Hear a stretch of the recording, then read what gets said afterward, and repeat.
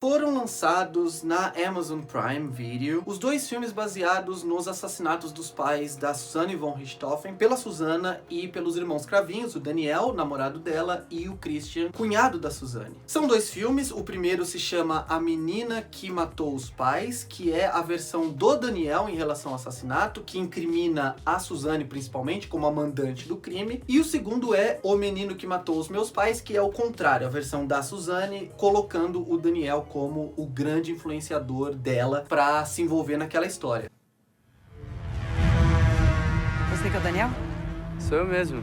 Bonitinho ele. Para com isso, mãe. Paquerar é bom. Não precisa namorar. Você é a menina mais linda que eu já vi na vida. Você diz isso pra todas, aposto. Su, só penso em você. Salve, salve, família! Eu não sei como você não mora aqui com seus pais, eles são o máximo. Então bora trocar de família, então. Top. Na verdade, você pode assistir os filmes em qualquer ordem, eu tô falando da ordem que eu assisti, mas a ideia, e eu vou até citar aqui uma referência que não sei se ocorreu a mais gente pra falar desse filme, é fazer, de certa forma, um efeito Rashomon, que é pegar, né, a ideia parecida com a do filme do Kurosawa, lá de 1950, que é várias versões da mesma história, e a verdade normalmente está no meio ou nas sutilezas entre essas versões parciais, mas aqui, ao invés de ser um filme só, são dois filmes, e aí a comparação, mesmo que não seja no mesmo gênero, é mais parecida com aqueles dois filmes protagonizados pela Jessica Chastain e o James McAvoy alguns anos atrás, que se chamavam O Desaparecimento de Eleanor Rigby, e aí tinha o Him e Her, e no final das contas lançaram um Them para ser lançado nos cinemas. No caso dos filmes baseados nos crimes da Susanne e dos irmãos Cravinhos, como são lançados no streaming, não tem essa necessidade, né, de bilheteria, então podem ser dois filmes separados, não precisa ter um filme que condense os dois, apesar de que eu acho, sim, que os filmes se beneficiariam muito de ser um filme só, porque, principalmente no segundo filme que você assiste, independentemente da ordem que você decida fazê-lo, o segundo filme acaba se tornando um pouco repetitivo, por mais que ele traga novos elementos para a história e que seja todo narrado a partir de um ponto de vista que tem uma visão discordante da primeira, tem cenas que vão se repetir, então o segundo filme acaba sendo sempre, independente da ordem, um pouco inferior e um pouco mais chato até em alguns momentos que o primeiro. Mas o principal problema dos filmes não é nem esse. O principal problema, e eu sei que esse problema tem a ver com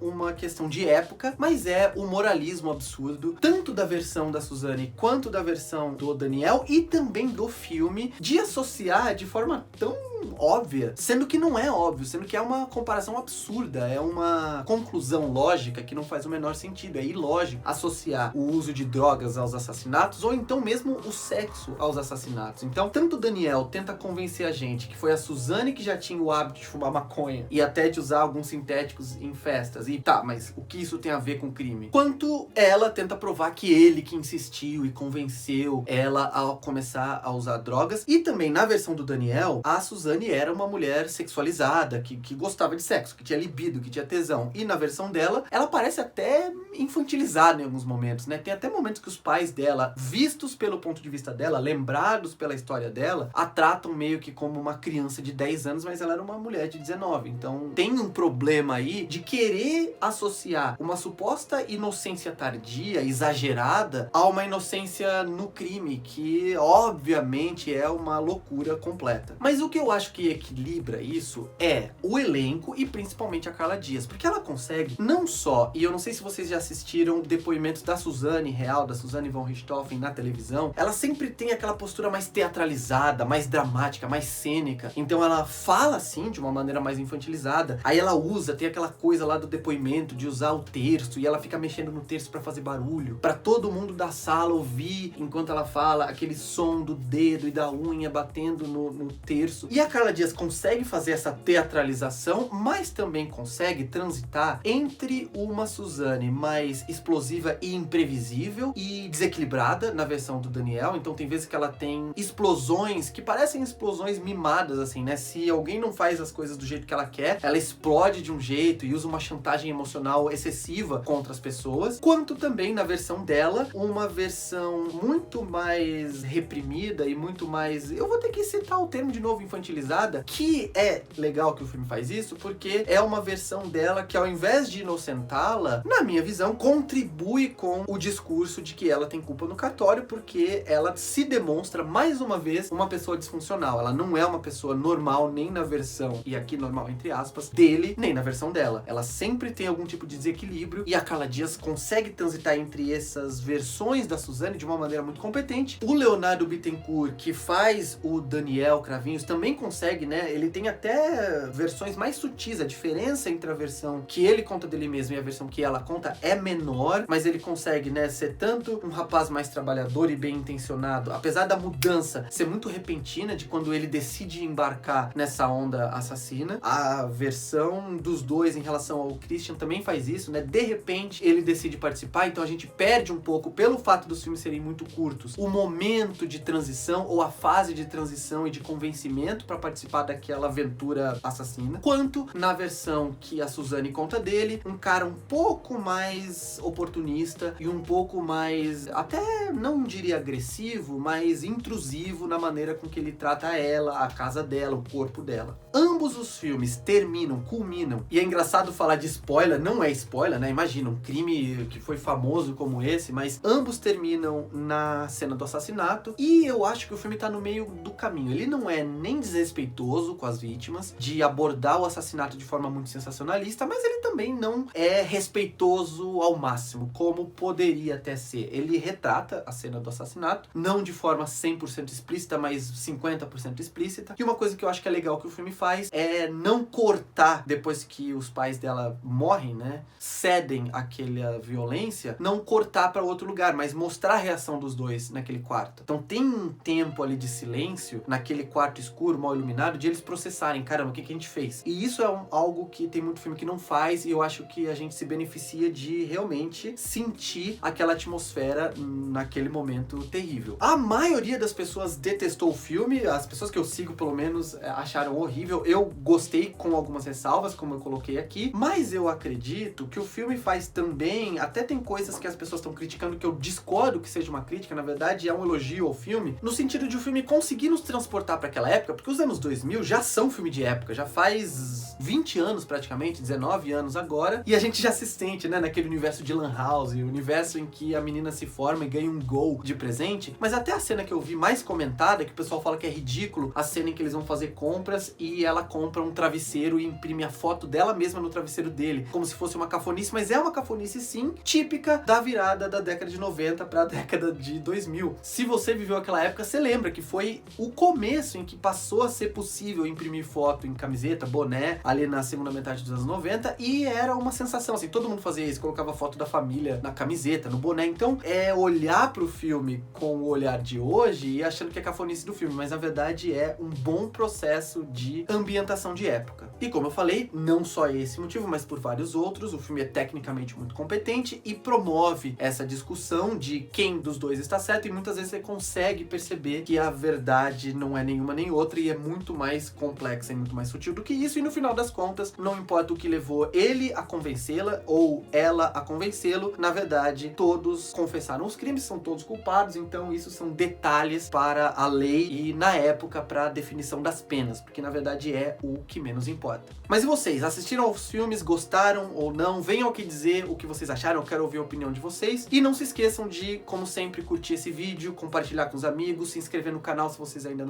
não estão inscritos, clicar no sininho para receber notificação sempre que tiver vídeo novo, e por enquanto eu vou ficando por aqui. Um abraço, tchau! Mentira! Isso é tudo mentira! Você Seus pais não dão sossego, Su.